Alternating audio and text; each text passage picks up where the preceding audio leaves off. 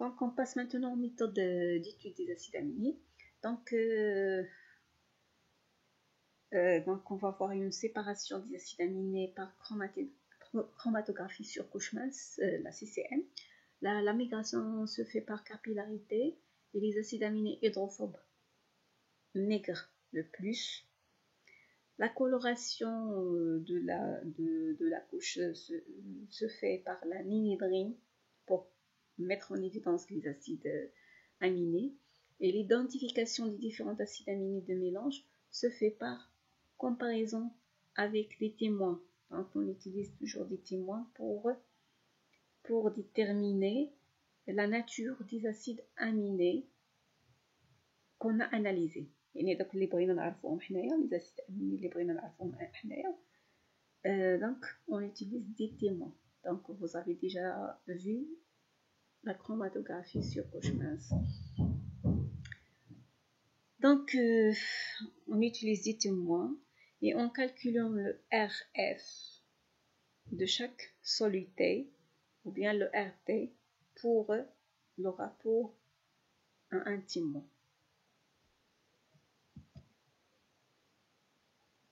Donc, on peut faire aussi la séparation des acides aminés par électrophorèse. À un pH donné, les acides aminés chargés électriquement peuvent exister en solution comme cation ou bien comme anion. On a vu déjà ça, on a parlé de ça. Donc, dans la solution, on peut trouver des acides aminés, soit comme cation en plus ou bien en anion plus. Un dépôt de l'acide aminé est placé au milieu. Toujours, donc, dans ce cas, on place les acides aminés au milieu. Voilà, ici, on place les acides aminés au milieu de l'électrophorèse. Donc, en utilisant un papier absorbant. Donc, en utilisant un papier absorbant, on va placer les acides aminés ici, au milieu de ce papier. Donc, un dépôt de l'acide aminé est placé au milieu de papier absorbant, humecté par une solution tampon. Humecté, c'est-à-dire, donc, il est hydraté. Donc, pour la solution, qui s'appelle solution tampon. Le papier est connecté à deux électrodes. Donc, voilà. Donc, il est connecté à deux électrodes, l'anode et le cathode, plus et le moins. Lorsque le courant électrique est établi, les cations, donc ici les cations, donc vous avez les cations, c'est-à-dire les plus, se déplacent vers donc la cathode, qui est moins.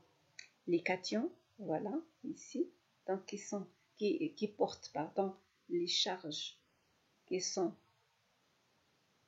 donc positives, qui portent les charges positives vont migrer vers le moins et qui portent la charge négative vont migrer vers le plus. La vitesse de chaque espèce migrante dépend du pH de la solution tampon. Donc ici, vous avez la solution tampon, le pH par exemple est égal à 6. Donc la vitesse de migration, elle va dépendre du pH de la solution tampon et de point isoélectrique de l'acide aminé.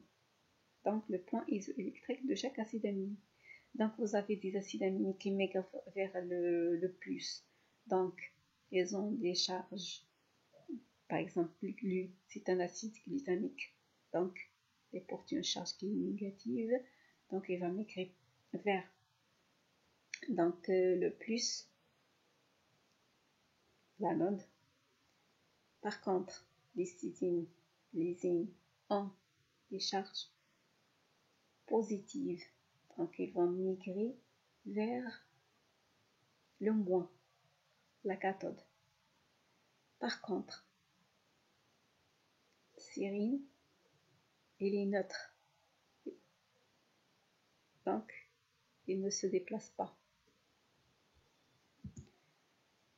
La dernière technique, c'est donc la séparation des acides aminés par chromatographie. Donc, on utilise la chromatographie sur collant. Donc ici, vous avez séparation d'un mélange lysine-alanine, donc l'acide aspartique ou bien l'aspartate sur colonne d'échange de cations. Vous avez selon les différentes pH, donc la colonne retient quelques acides. Par exemple, dans le pH est égal à 11, donc la colonne retient la lysine. Elle retient la lysine. Pour donc le pH 6,5, elle retient plus l'alanine. Donc elle retient aussi donc la lysine. Et dans le pH est égal à 4, donc la colonne elle retient plus l'acide aspartique.